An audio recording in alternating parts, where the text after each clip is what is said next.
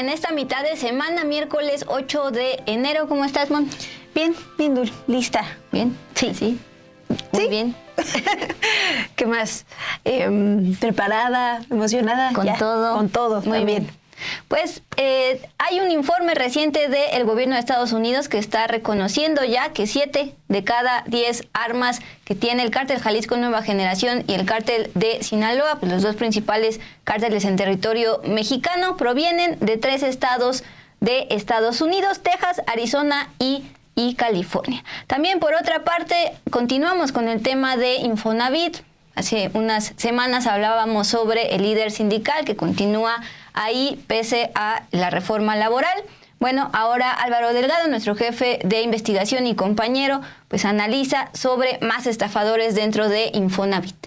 Y en el Con Todo, Dul, en el Con Todo les hablaremos sobre el momento en el que va la elección del Poder Judicial. Ustedes sabrán que ayer el Comité de Evaluación del Poder Judicial anunció que suspendería el proceso de selección de aspirantes. Bueno, hoy ese comité y también el Comité de Evaluación del Poder Ejecutivo y por parte del Poder Legislativo confirmaron que la elección sigue. Les daremos más detalles porque tenemos entrevista con una integrante de este Comité de Evaluación del Poder Judicial.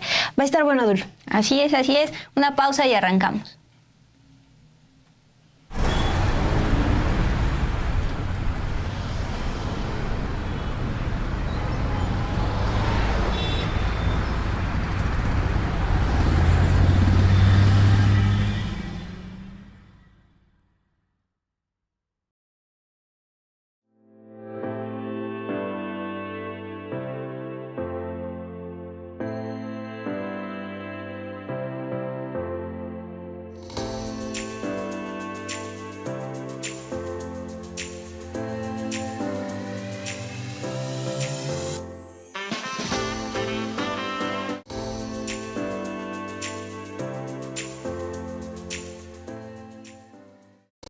Muy buenas noches, gracias por estar aquí conectadas con nosotras. También un saludo a Hugo, a María Romero. Te iba a mandar saludo a ti también porque ya vi que comentaste en el chat. Ando triste, dicen, porque ya desapareció Lonja Sor Juana. Dul. Bueno, pues les mandamos un saludo también por allá donde esté. A Rul Hernández también que nos comenta, Rodolfo, Antonio. Gracias por dejarnos sus comentarios. Vamos a arrancar con la información. Tiene que ver con Estados Unidos. Hoy el diario La Opinión, el reportero Jesús García publica los resultados de un informe de la Oficina de Alcohol, Tabaco, Armas de Fuego y Explosivos, ATF por sus siglas en inglés. Es la oficina de allá de Estados Unidos, en donde se revela que el 74% de las armas traficadas de Estados Unidos para los cárteles de México provienen de los estados de Texas, Arizona y California. La mayoría de las personas que trafican estas armas son hombres blancos y estadounidenses. Otro dato importante, estos equipos los venden principalmente a los cárteles de Sinaloa y al cártel Jalisco Nueva Generación. En el reporte de esta agencia se informa también que es resultado de la Ley de Comunidades Seguras que permitió nuevos esfuerzos con el gobierno del presidente Joe Biden. Estos resultados, como les comento, fueron reportados este día por el diario La Opinión y lo que se detalla, Dul, es que la mayoría de las armas provienen de Texas en un 43%, de Arizona en un 22%, y de California en 9%. Pero la oficina señala que cada vez hay más estados desde donde compran y envían armas en forma irregular. Lo que reconoce el reporte es: los cárteles se están armando a través de los canales de tráfico de Estados Unidos. Este reporte se titula Evaluación Nacional sobre el Comercio y el Tráfico de Armas de Fuego. Otro dato interesante también es que el 32% de las armas recuperadas o rastreadas hasta un comprador ocurrieron en 5 rutas desde Estados Unidos a México. Lo que indica el reporte es que el canal de Arizona a Sonora fue el más dominante, seguido de Texas a Tamaulipas, Texas a Nuevo León, Texas a Chihuahua y Texas a Guanajuato. los cárteles de Sinaloa y Jalisco Nueva Generación son quienes principalmente controlan los territorios donde se hallaron las armas, en alrededor del 82%. Así es, pues bastante se ha hablado por parte del gobierno federal respecto al tráfico de armas. Ayer mismo el secretario de Economía pues decía que si a tanto Trump le preocupa el tema de los cárteles de la droga aquí en México, pues que empiece con frenar este tráfico de armas. Si Luis Mata nos puede por favor proyectar la segunda diapositiva que viene dentro de este informe noteado por el colega Jesús García del diario La Opinión, porque ahí se ve pues justamente los destinos que ya decía Asmón, Sonora, Baja California, Chihuahua y Nuevo León. Por supuesto, no es sorpresa que justamente sean estados fronterizos, pero también llegan hasta Michoacán, por ejemplo, y Guanajuato, ya en la región de El Bajío. Y pues ahí está. Luego, el tema de los cárteles en particular que están traficando esto, pues en tanto Sinaloa como Jalisco Nueva Generación.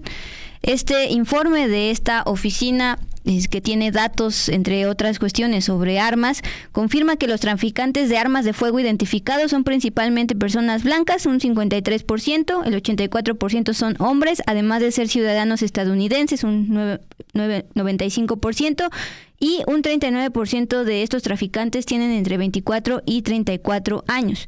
Este reporte destaca que si bien los hombres son quienes hacen el proceso de tráfico de armas, en el 72% de estas transacciones, mujeres dominaron como intermediarias. No todos los involucrados en el proceso han cometido delitos previos, ya que el 37% no tiene registro de actividades criminales previas, mientras que otro 27% tenía alguna condena ya previa por otros delitos, pero el 16% había sido arrestado sin una condena severa. Entre el año 2017 y el año 2021, esta oficina inició más de 1,000 investigaciones por tráfico de armas de fuego de Estados Unidos hacia México, los estados que veíamos, pero la recuperación de armas ha sido mínima, apenas 1,082 equipos. Casi el 92% de estas armas utilizadas en delitos entonces se recuperaron en los Estados Unidos antes de ser desviadas hacia México, y las que ya llegan pues ya es otro tema. Justamente plantea Asmón que el secretario de Economía, Marcelo Ebrard, llamó a priorizar el trabajo conjunto con Estados Unidos el día de ayer en un evento en la Universidad de Guadalajara. Ante las críticas de Donald Trump, quien ayer dio una rueda de prensa en vísperas de que se convierta en el presidente de Estados Unidos y que criticaba o decía y señalaba que esencialmente los cárteles dominan a México. Bueno, ante estas críticas, el secretario y ex canciller Marcelo Ebrard pues respondió: sí, ¿quieres ayudar a México? No mandes armas, por ejemplo. México ha presionado a Estados Unidos para aumentar la lucha contra el tráfico de armas, al señalar que casi 80% del poder armamentista de los cárteles es de origen estadounidense. Bueno, ahora lo está reconociendo del otro lado, gobierno de Estados Unidos.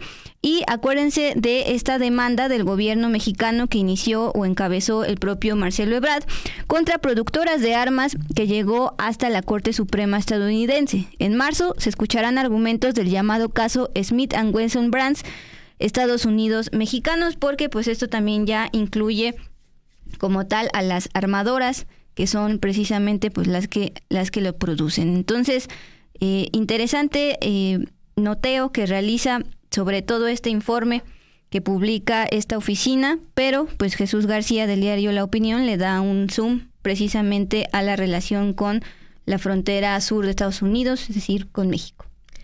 Sí, Dul, y aquí en los comentarios nos dicen, bueno, es algo que ya nos imaginábamos. Iván nos recuerda, Texas es productor de armas, y pues sí es un tema que ya teníamos, al menos aquí en México, presente, que estas armas que utilizan los cárteles en nuestro país, pues vienen en su mayoría de Estados Unidos. Dul, vamos ahora con información del gobierno mexicano. Este miércoles, la presidenta Claudia Sheinbaum se reunió con embajadores y cónsules en Palacio Nacional. Esto para reforzar el apoyo a los connacionales del exterior ante una posible deportación masiva de migrantes desde Estados Unidos. La presidenta destacó que en la reunión con los titulares de embajadas, consulados y el canciller Juan Ramón de la Fuente reiteraron el apoyo a los hermanos y hermanas migrantes. En sus redes sociales, la presidenta escribió: hablamos de la autoridad moral que tiene hoy México ante el mundo. Al salir de la reunión que se realizó a mediodía, Omar Fayad, el embajador de México en Noruega, informó que la presidenta Claudia Sheinbaum instó a los representantes ante Estados Unidos a estar listos ante cualquier situación que se pueda presentar con la llegada de Donald Trump. Omar Fayad dijo: la presidenta Claudia Sheinbaum tiene la idea muy clara de que va a haber entendimiento y va a haber un acuerdo con Estados Unidos en un plano de igualdad, defendiendo nuestra dignidad y nuestra nacionalidad. También el cónsul de Denver, Pavel Meléndez, coincidió con Fayad en el sentido de que Sheinbaum les pidió estar cerca de los connacionales para atenderlos. Al encuentro de este miércoles también asistieron otros exgobernadores que han sido nombrados embajadores y cónsules en el sexenio. Fueron nombrados cónsules en el sexenio del expresidente Andrés Manuel López Obrador. Estamos hablando, por ejemplo, de Claudia Pavlovich, que es ahora cónsul de Barcelona, Dul. Pero bueno, esto como parte de la estrategia del gobierno mexicano para responder a las amenazas del gobierno del presidente electo Donald Trump de una deportación masiva de migrantes. Así es, Mon, y hablábamos hace unos minutos sobre esta conferencia que dio el día de ayer el presidente electo de Estados Unidos, Donald Trump, donde, entre otros temas, además de hablar de los cárteles de la droga, pues sugirió cambiar el nombre del Golfo de México a Golfo de América, pues en medio de este discurso que ha resonado mucho sobre expansionismo en diferentes lugares, incluyendo ahora sería el Golfo de México. La gran pregunta es si Donald Trump podía hacerlo como presidente de Estados Unidos. Bueno, se decía que necesitaba el consenso de al menos los 3 países involucrados en este anillo, Estados Unidos, Cuba y México, pero hoy la presidenta Claudia Sheinbaum pues trae a uno de sus funcionarios, sus miembros de su equipo, que pues es conocido por haber sido, por ejemplo, el secretario de Cultura del gobierno de la Ciudad de México y traer bastante bagaje histórico. Bueno, a partir de ahí, esto fue lo que responde e ironiza la presidenta a Donald Trump. Digo, obviamente, Golfo de México es reconocido el nombre por Naciones Unidas, un organismo de Naciones Unidas, pero el siguiente, ¿por qué no le llamamos América Mexicana? Se oye bonito, ¿no? ¿Verdad que sí? Desde 1607, la Constitución de Apatzingán era de América Mexicana. Entonces, vamos a llamarle América Mexicana. Se oye bonito, ¿no? Y Golfo de México, pues, desde 1607 y además está reconocido internacionalmente. Bueno, aprovecho antes de, porque sé que me lo van a preguntar. Yo creo que ayer el presidente Trump le malinformaron, con todo respeto al presidente Trump, porque yo creo que le informaron que en México todavía gobernaba Felipe Calderón y García Luna, pero no, en México gobierna el pueblo. Hay derecho internacional para todo, pues no, un país no puede actuar individualmente, hay un derecho internacional. Yo creo que hay que esperar también a que llegue el presidente Trump ya formalmente a la presidencia. Por eso mi mención el día de hoy, porque él habló del nombre, nosotros también hablamos del nombre. Desde 1607 se llama América Mexicana, América del Norte. Entonces, hay que esperar también a que llegue a la presidencia, y de todas maneras hay derecho internacional, y yo sigo pensando que va a haber buenas relaciones con el presidente Trump. ¿En qué me baso? Pues en que hubo buenas relaciones con el presidente López Obrador, y tiene que haber relación de respeto mutuo, de colaboración, no de subordinación, y de respeto. Mon, vamos a regresarnos un poquito al tema del informe sobre armas, porque me comentabas, tienen dudas sobre las imágenes que vienen en este informe que fue noteado por el colega Jesús García. Bueno, pedimos por favor a Luis Mata si nos las puede volver a plantear, a proyectar, porque justamente, bueno, ese es uno que es justamente desde Estados Unidos, y hay uno más donde ya viene el de México, y justamente en azulito, conforme se va aumentando el tono de azul, es donde se puede ver donde se trafica más de acuerdo con las autoridades estadounidenses. Y decía que no sorprende que justamente sean los estados fronterizos con Estados Unidos, precisamente por pues el traslado y el tráfico.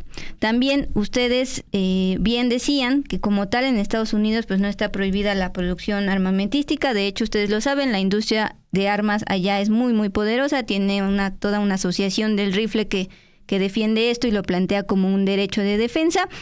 Pero el lado de acá es donde ustedes preguntan qué pasa con las aduanas. Entonces, pues ahí está el mapita citando a esta oficina de alcohol, tabaco, armas de fuego y explosivos, publicada por el gobierno estadounidense.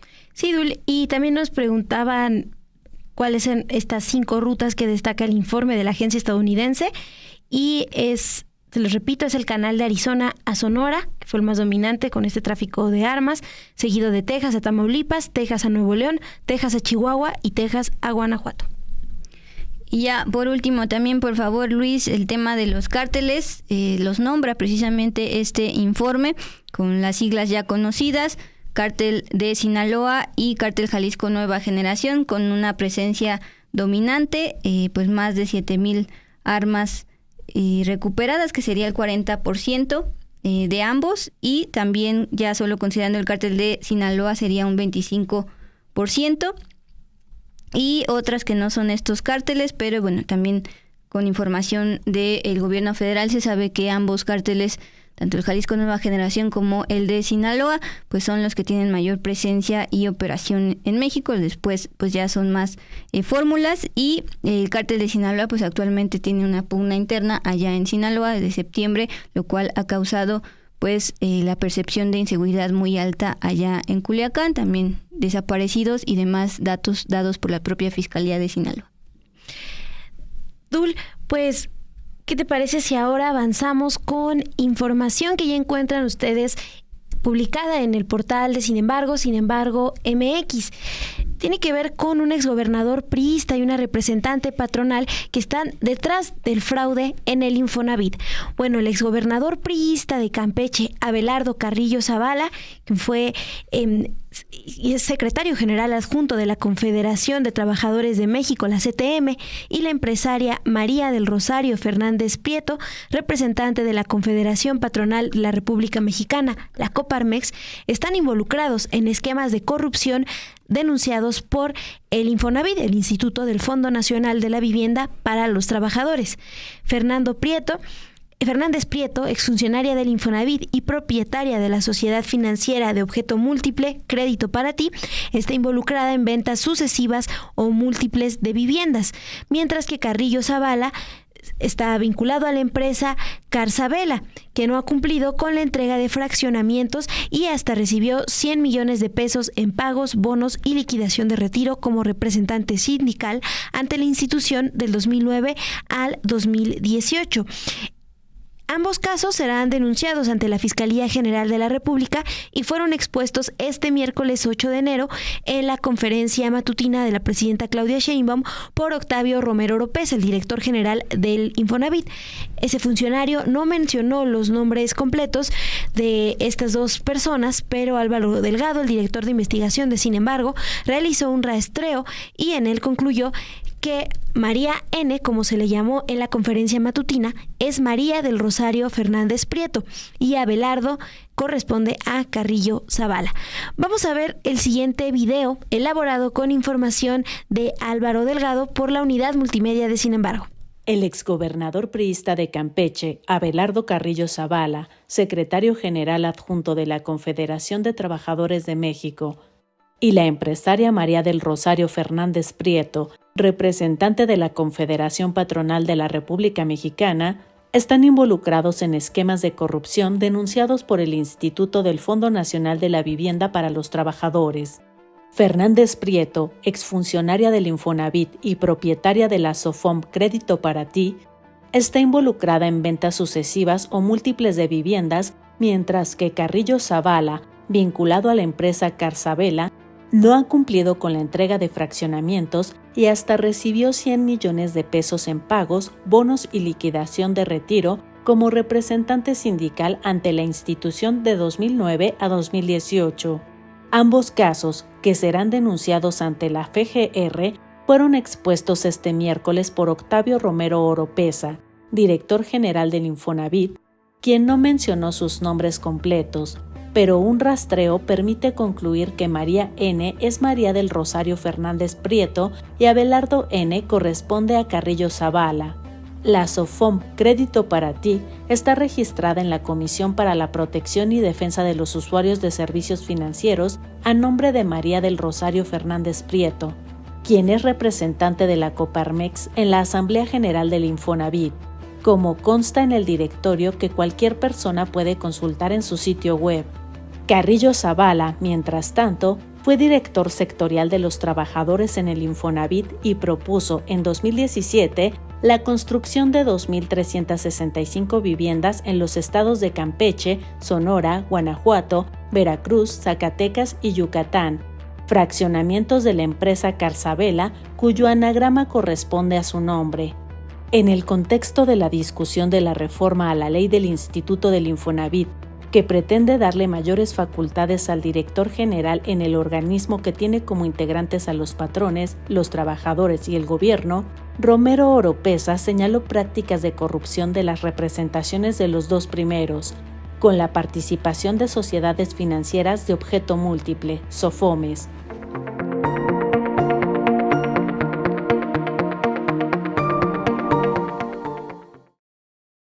El 7 de enero, el Comité de Evaluación del Poder Judicial anunció que suspendió sus labores para acatar la orden de un juez, pero los comités del Poder Ejecutivo y Legislativo continuarán con el proceso. Hoy el presidente del Senado, Gerardo Fernández Noroña, anunció que las más de 1,000 personas que se registraron ante el Comité Judicial continuarán con el proceso de selección. De esto les contamos en el Con Todo.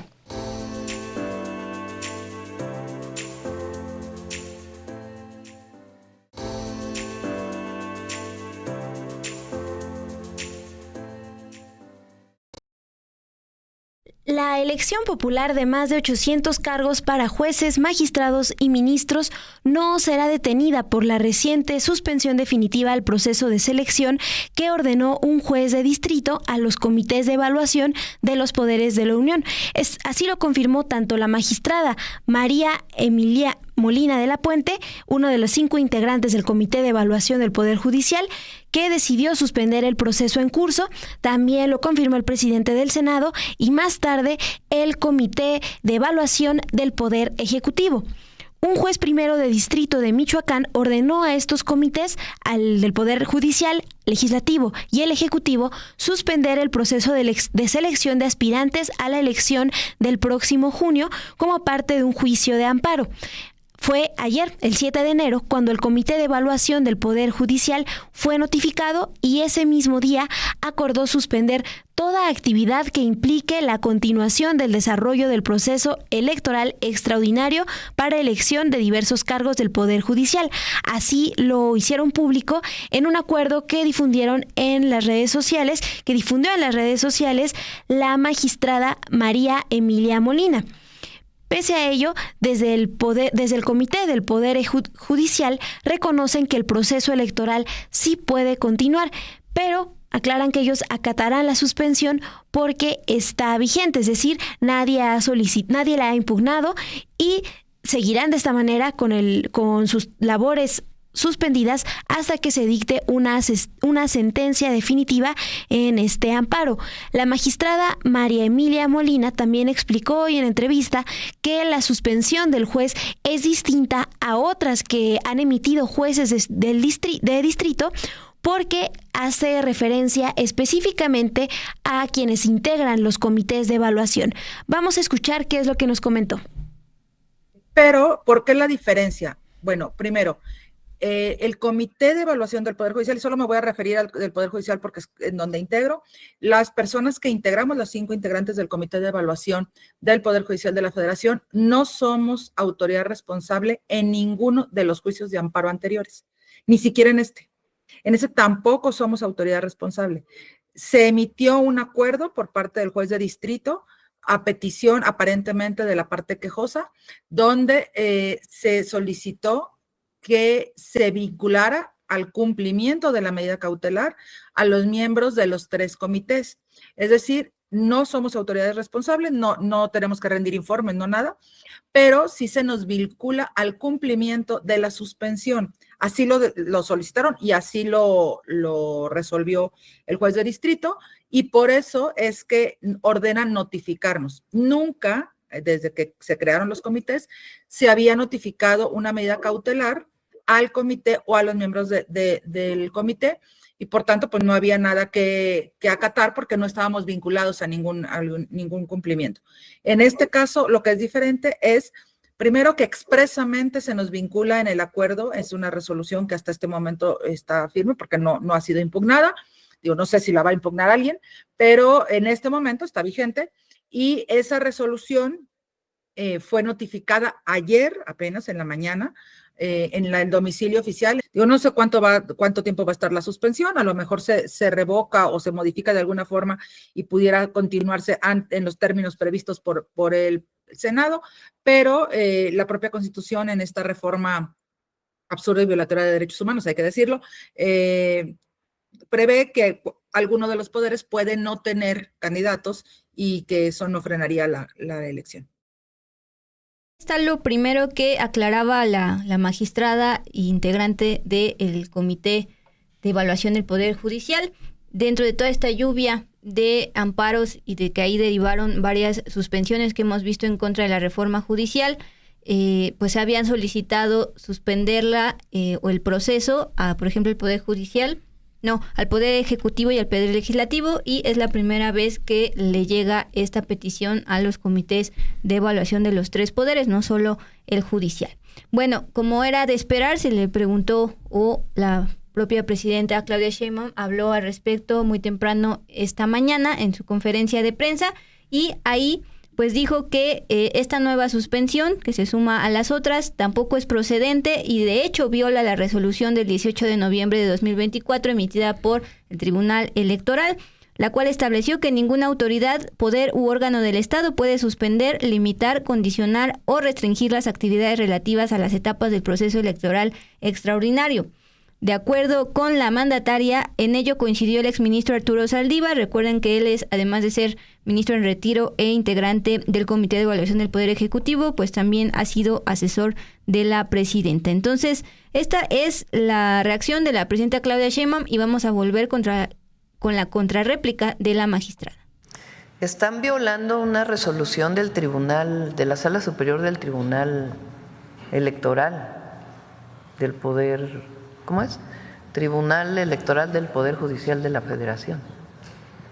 O sea, el tribunal ya había hecho una resolución en el sentido de que esos amparos no tenían ninguna validez porque estaban dentro del terreno electoral.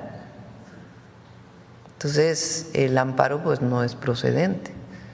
Entonces, la Corte no tendría por qué responder ante este amparo, ¿no?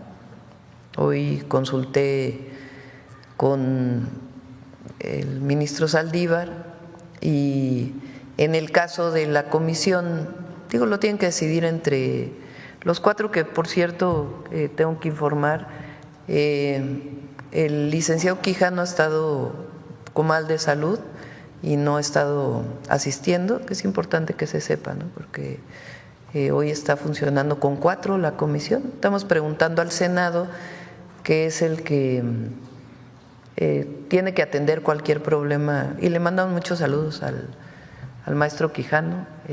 Ya está bien de salud y eso nos da mucho gusto, pero ha tenido algunos problemas, entonces no ha estado asistiendo en el último periodo, pero es bueno que se sepa, ¿no? Por cualquier tema que pudiera salir. Entonces están funcionando con 4 la comisión. Vamos a preguntar al Senado, que es quien tiene que responder frente a alguna situación que no esté considerada en la Constitución o en las leyes, si se sigue funcionando con 4. Pero hasta ahora está funcionando con 4. Ellos tienen que tomar una decisión sobre este tema, pero a consideración del ministro Saldívar, pues nos vamos con la resolución del Tribunal Electoral del Poder Judicial de la Federación, que ya había establecido que en materia electoral pues estos amparos no son procedentes. Y hoy, más tarde, Arturo Saldívar confirmó que el Comité de Evaluación del Poder Ejecutivo determinó por unanimidad continuar con el proceso de elección de personas juzgadoras. Esto lo anunció en un mensaje que publicó en su cuenta de X, que estamos viendo en pantalla, acompañado de una fotografía con las integrantes del comité. Arturo Saldívar dijo que este comité tomó como base la resolución del Tribunal Electoral y adelantó que las entrevistas a las personas aspirantes iniciarán el viernes 10 de enero. Así es, Mon, y les decía que ya hay una respuesta por parte de la magistrada con la que conversamos y que es, pues además, presidenta de la Asociación de Juzgadoras Mexicanas e integrante de una de las 5 integrantes del Comité de Evaluación del Poder Judicial. Le leímos en la conversación tal cual la respuesta de la presidenta Claudia Sheinbaum para saber cuál era su interpretación jurídica. Ella dice que está mal asesorada la presidenta Claudia Sheinbaum por parte del propio ministro en retiro Arturo Saldívar, porque el Tribunal Electoral del Poder Judicial de la Federación no es más importante o no tiene mayor jerarquía que un juez de distrito en el caso de los amparos. También ya más adelante hablamos de la famosa inimpugnabilidad, pero de momento esta fue su respuesta.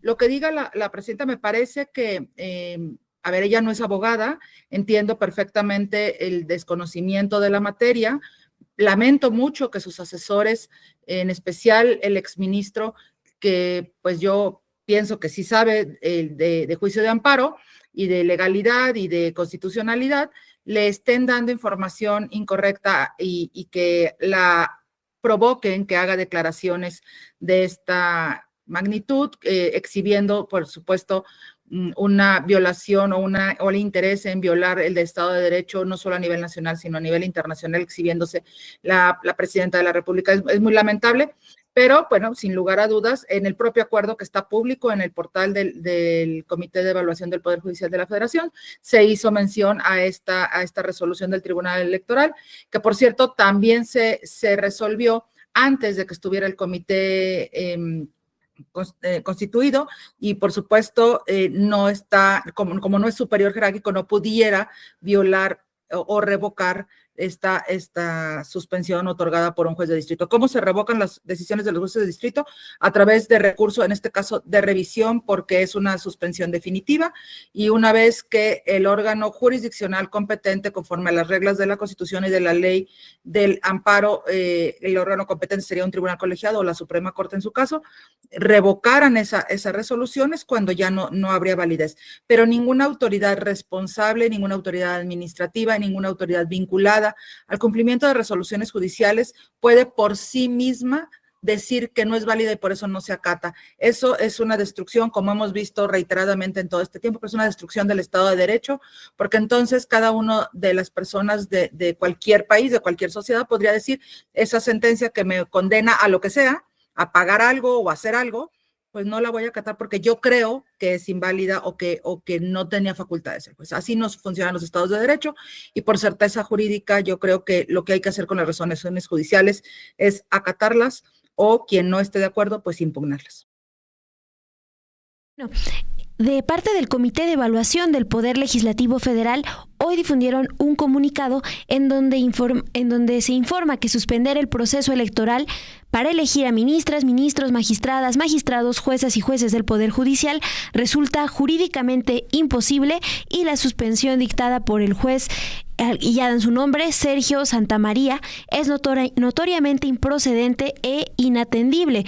Mencionan porque viola los derechos políticos electorales a ser votados de los aspirantes que fueron registrados en tiempo y en forma. Este Comité de Evaluación del Poder Legislativo Federal también explicó que los procedimientos electorales no son susceptibles de suspenderse toda vez que son de orden público y de interés social. Para ello citan la Ley General de Instituciones y Procedimientos Electorales. Esa es la postura que da oficialmente el Comité de Evaluación del Poder Legislativo Federal. Previamente, Dul, el senador Gerardo Fernández Noroña ya se había pronunciado sobre este tema.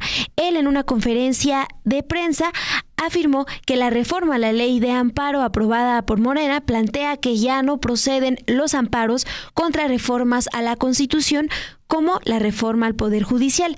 La ley a la que se refirió el senador, establece en el artículo 61 que el juicio de amparo es improcedente contra adiciones o reformas a la Constitución, contra resoluciones dictadas por el Tribunal Electoral y contra las resoluciones o declaraciones de las autoridades electorales.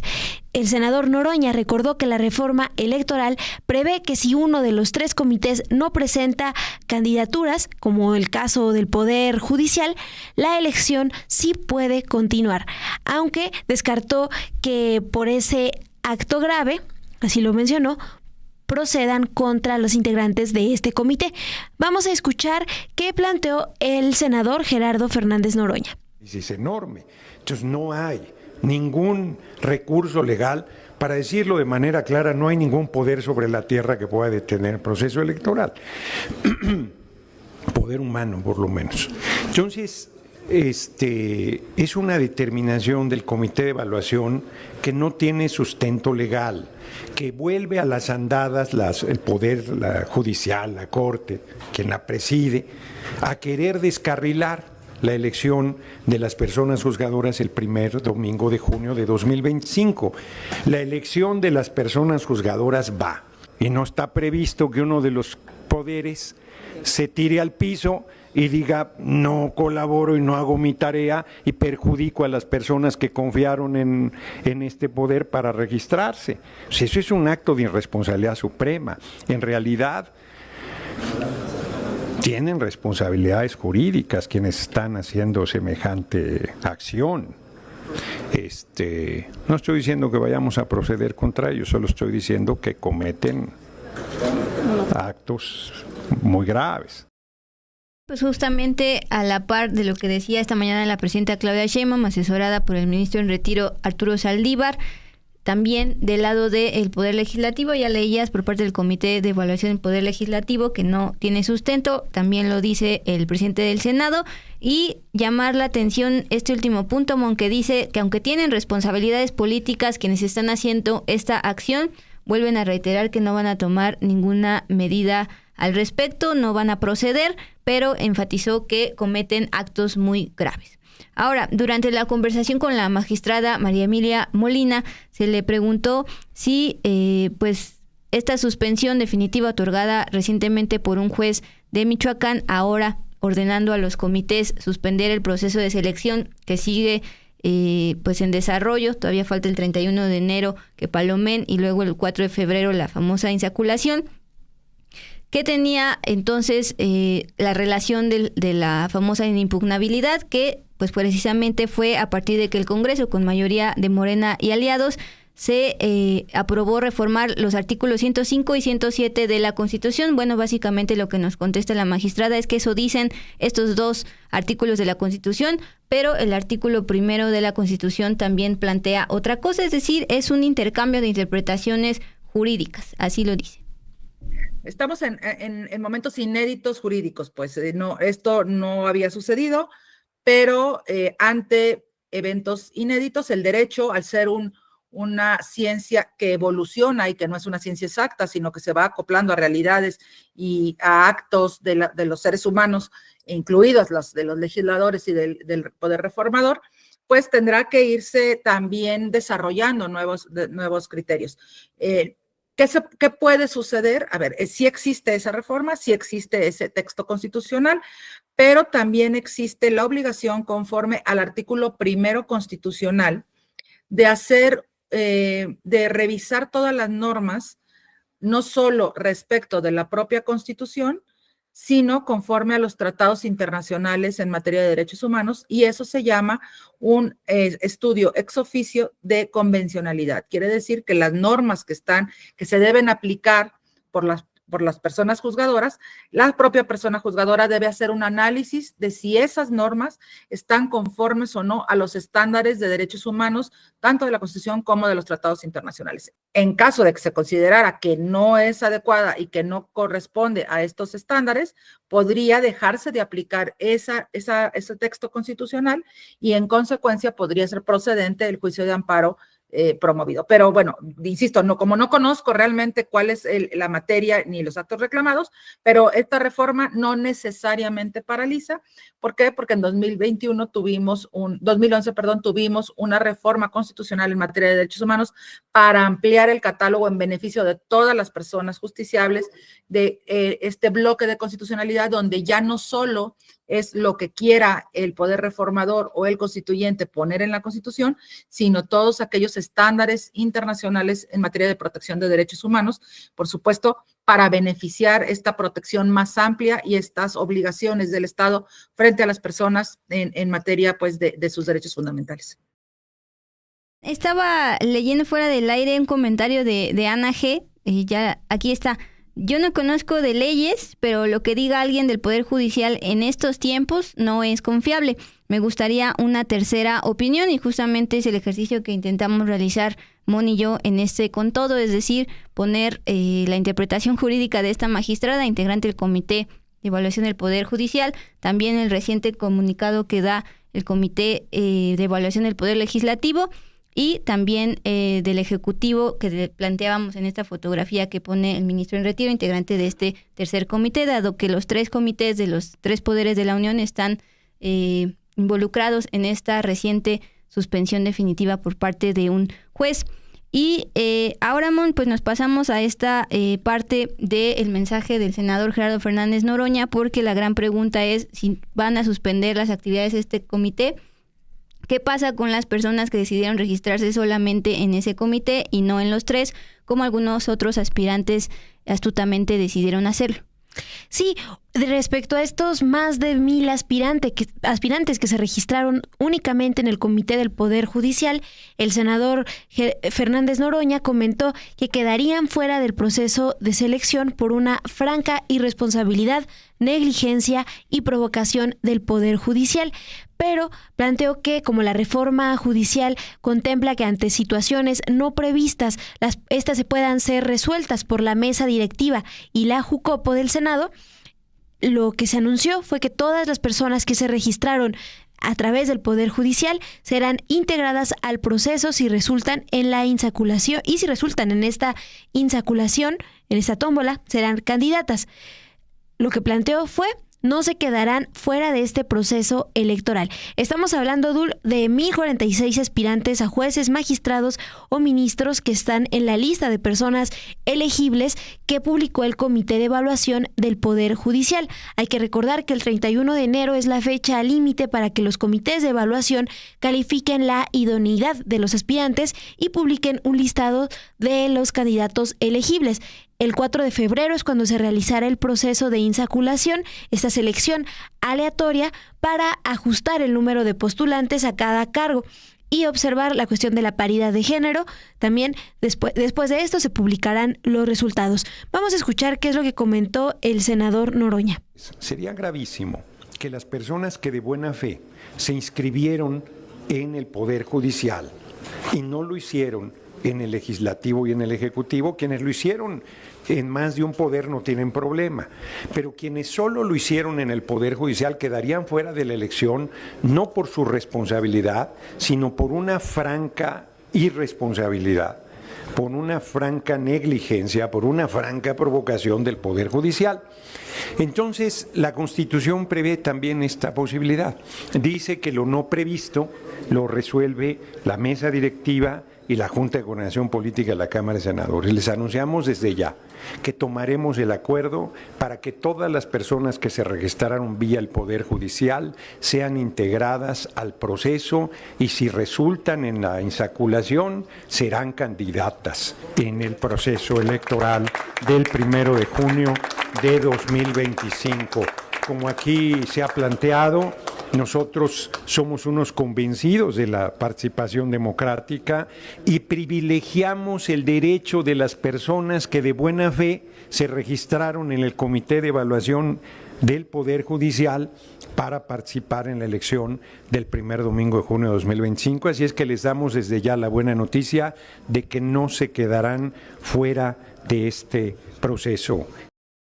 Y para ponerle rostro a uno de los aspirantes para ser ministro de la Corte y que se registró en los 3 comités, incluyendo el que ahora va a dejar de sesionar de acuerdo con esta suspensión, les hablo de Roberto Gil Suart. Ya lo conocen bastante bien, el compañero y jefe de investigación Álvaro Delgado pues hizo un zoom sobre cómo este abogado pues tiene un despacho para extorsionar. También ha representado a Francisco García Cabeza de Vaca, exgobernador de Tamaulipas, panista. Él mismo tiene pues antecedentes penales. En fin, este personaje quiere ser ministro, se registró en este proceso de selección. Bueno, ayer por la noche, que fue cuando se dio a conocer esta nueva suspensión definitiva por parte de un juez de Michoacán, pues se echó un tuitazo. Prácticamente está criticando el hecho de que la oposición insista en tratar de frenar la elección judicial a partir de amparos, porque él dice que pues ya se normalizó el desacato por parte de quien califica el régimen.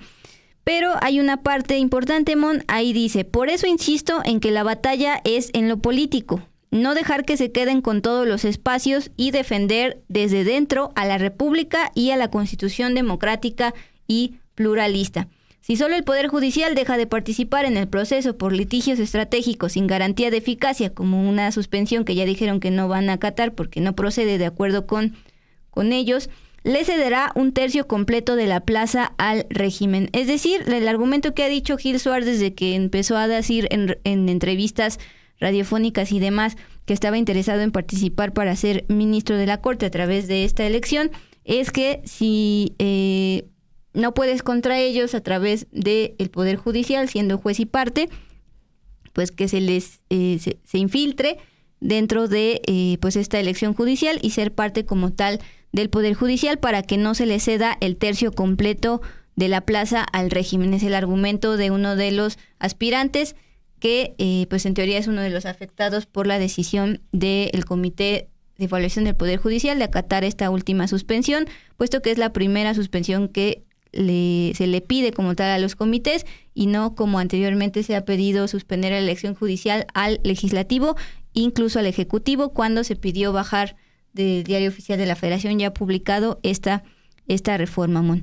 Y ya para concluir, pues precisamente sobre el trabajo de selección del Comité del Poder Legislativo, porque es lo que platicábamos hace rato en esta rueda de prensa bastante amplia que da el senador y presidente del Senado, Gerardo Fernández Noroña. Se le pregunta, bueno, si ustedes quieren garantizar que los afectados que se registraron solamente en el Poder Judicial, su comité de evaluación, y puedan seguir participando, ustedes los van a absorber por parte del Comité del Poder Legislativo, pero ya en ese comité tienen bastante chamba. Acuérdense que incluso fue el que pues publicó la lista de elegibles pues ya con retraso porque habían tenido bastantes problemas de sobrecarga de trabajo, así lo dijeron en un comunicado. Bueno, tienen 11,000 aspirantes por parte del Comité del Poder Legislativo y luego se quieren añadir esta chamba de los casi 2,000 aspirantes por parte del Comité de Evaluación del Poder Judicial. Bueno, la respuesta del senador Noroña es que se podría crear una instancia auxiliar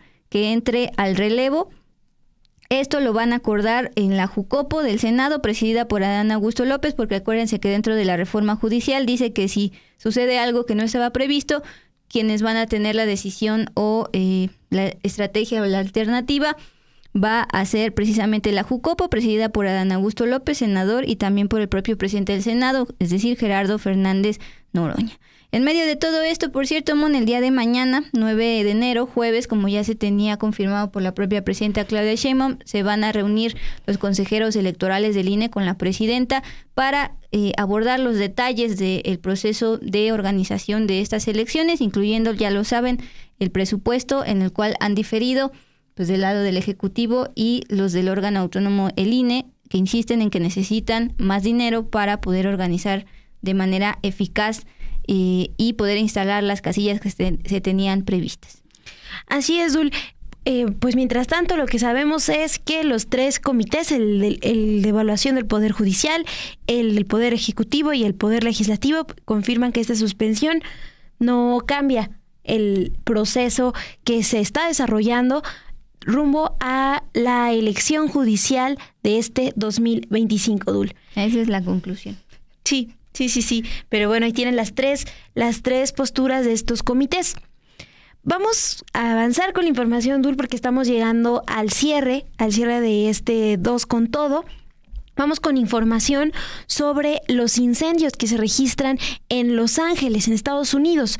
Hoy las autoridades de este condado en California informaron que al menos 2 personas han muerto como consecuencia de los incendios que han arrasado más de 4,000 hectáreas en Altadena y Pasadena y que ha generado la evacuación de más de 80,000 personas, así como casas y negocios afectados. Por la mañana, la Secretaría de Relaciones Exteriores reportó que no han recibido información sobre víctimas connacionales por el incendio. El consulado está atendiendo las llamadas y las visitas a los albergues instalados por las autoridades locales. Es la última información que tenemos. Sí, justo me fui a revisar si ya tenían actualizado. Ya actualizaron hace un par de minutos por parte de la Secretaría de Relaciones Exteriores. Plantean esta noche, en relación con los incendios que permanecen activos en el sur de California, la Secretaría de Relaciones Exteriores aquí de México informa que tanto el Consulado de General de México como también el consulado, pero en su cuenta en inglés, continúan monitoreando la situación en constante comunicación con las autoridades de los condados de Los Ángeles y Ventura. El gobierno de México ya tiene la cifra actualizada y confirma que hasta el momento van 5 personas fallecidas y decenas han resultado heridas a raíz de estos desastres. Pero entre las víctimas no se han identificado todavía personas mexicanas, está informando Relaciones Exteriores, y como lo ha hecho esta mañana, pone a disposición los números de emergencia, así como del Centro de Información y Asistencia a Personas Mexicanas, que opera 24/7, están viendo en pantalla. Consulado en Los Ángeles, el número 213-219-0175, y también del CIAM, 520-623-7874, ahí están los 3 números, los dejamos un momentito y ahí está. 5 personas han fallecido por estos incendios en California, pero hasta el momento, dice Cancillería, ninguno se ha identificado ser de nacionalidad mexicana. Dul, y retomo una cita que recoge hoy la BBC de Orly Israel, una de las residentes afectadas por estos incendios, que comenta: todo fue muy rápido. Esto es lo que le dijo a la BBC. Nos dijeron que evacuáramos a las 10 u 11, pero no salimos hasta las 5 porque estábamos luchando contra el fuego. Todavía tengo la cara quemada y me escuecen los ojos. Esto es uno de los comentarios que hacen residentes de la zona. El jefe de bomberos del condado de Los Ángeles, Anthony Marrón, admitió que no había el equipo humano suficiente para hacer frente a esta emergencia. Pues ahí estamos, y me puse a revisar las imágenes de, por ejemplo, usuarios de TikTok, que pues, ellos que están viviendo allá, pues comparten, y pues precisamente llamó la atención sobre todo una donde se ve que parece de noche por precisamente el humo y las grandes nubes, pero son las 7 de la mañana, es lo que comparte el usuario de TikTok, y además pues las imágenes que veíamos en pantalla. Entonces pues ahí está. Hace ratito preguntaban en el chat del origen de estos incendios. Bueno, pues básicamente son los intensos vientos de Santana, uno de los más fuertes en los últimos años, de acuerdo con lo reportado por las autoridades de California, y no se dan abasto en cuanto a elementos de Bomberos. Pasamos de California rápidamente hacia el Museo de Cera de la Ciudad de México. Bueno, para quienes han tenido la oportunidad de visitarlo y para quienes no, aquí en la Ciudad de México pues hay un museo donde hay bastantes personajes recreados pues con este material, cera. Para quienes no sabían, pues había un muñeco, una figura de Benjamín Netanyahu, primer ministro de Israel, y pues a partir de ahí un activista destruyó esta figura en el marco del genocidio de Israel en Gaza, genocidio señalado pues por varias organizaciones. Este hecho, como vemos en pantalla, ocurrió en el Museo de Cera, de acuerdo con este video, pero todavía el museo como tal no se ha pronunciado al respecto. De hecho, atrás si vemos, me parece que es Nicolás Maduro. En fin. Este video muestra a este joven encapuchado destrozando la estatua con un martillo mientras grita "Viva Palestina, viva Sudán, viva Yemen, viva Puerto Rico", y también en esta manifestación asegura "Nuestra liberación será colectiva o no será".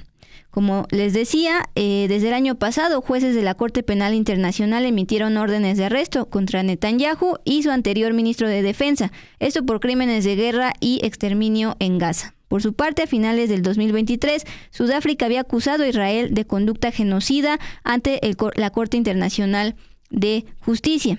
Si bien no ha habido hasta el momento una pronunciación del Museo de Cera, donde ocurrió este acto en contra del genocidio de Israel en Gaza, ya la Embajada de Israel emitió un comunicado y ahí básicamente pues condena lo que ellos llaman vandalismo e incluso pide a las instituciones de México tomar cartas en el asunto, porque hasta el momento no se tiene información de que se haya detenido a este activista que decide destruir la figura del primer ministro de Israel en el marco de este genocidio.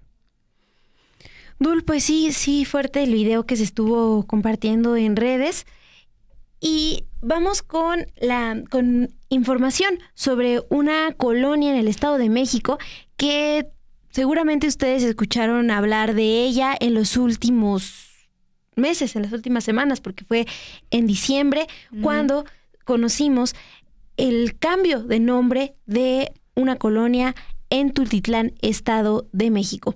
Bueno, vecinos de Tultitlán retiraron hoy con sus propias manos y herramientas los letreros con los nombres de calles en protesta por la decisión unilateral del gobierno municipal de renombrar la colonia como Cuarta Transformación. Estamos viendo en pantalla un video que se difundió en redes sociales que muestra a estos vecinos quitando con herramientas los nombres que se pusieron a las calles de Tultitlán. A mediados de diciembre, el gobierno de la exalcaldesa Elena García renombró las colonias Firmeza 3 y El Paraje como Colonia La Cuarta Transformación y le impuso nombres como Sembrando Vida, Tren Maya, Pensión para Adultos Mayores y Abrazos No Balazos.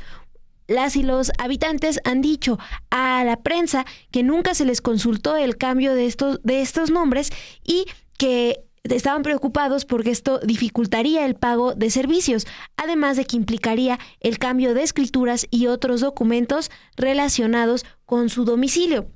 Sobre este tema, a mediados de diciembre, la presidenta municipal fue cuestionada sobre las quejas y dijo que la comunidad no se encontraba registrada de forma oficial y por eso esta modificación no afectaría a los vecinos en cuestión de trámites. En esa ocasión planteó: "Yo creo que daría más pena vivir en una calle que se llame Gustavo Díaz Ordaz. Además, era una comunidad que no estaba registrada. Es una comunidad nueva prácticamente".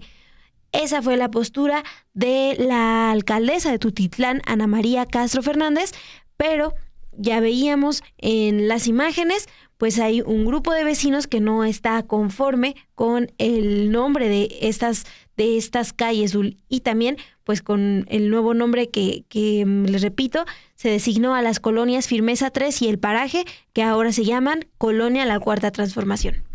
Pues básicamente lo que han dicho los vecinos es que lo que más les molestó es que fue una decisión por parte del ayuntamiento de manera unilateral, no se les consultó y justo coincidió con la transición de gobierno de la exalcaldesa de Tultitlán, Estado de México, y la actual Ana Castro del partido Morena, a quien a pesar de que pues esto ya se viralizó a lo largo de este día, es decir, el retiro de los vecinos de estos letreros no se ha pronunciado al respecto. Estas declaraciones que leías pues las dijo en el clásico chacaleo hace un par de semanas, pero lo que sí hay información que reporta aquí en Sin embargo MX es un enfrentamiento entre las autoridades de allá de Tultitlán y los vecinos. Ante las agresiones, el gobierno del Estado de México implementó un operativo a través de la Guardia Nacional, policías estatales e incluso del Ejército a fin de resguardar el orden en el estado. Por su parte, la vocera de esta zona de Tultitlán, llamada Irlanda Fuentes Vázquez, informó que a los vecinos nunca se les consultó si querían que estas colonias cambiaran de nombre, en general la colonia Cuarta Transformación, y que las calles cambiaran de nombre a pues conceptos relacionados con esta denominada 4T, incluyendo Me Canso Ganso.